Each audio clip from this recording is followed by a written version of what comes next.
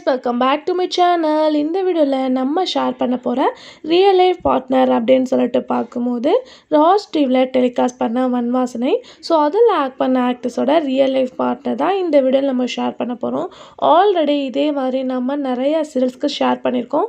நீங்கள் விசிட் பண்ணணும்னு நினச்சிங்கன்னா கீழே டிஸ்கிரிப்ஷனில் லிங்க் இருக்கும், கண்டிப்பாக செக் பண்ணி பாருங்கள்.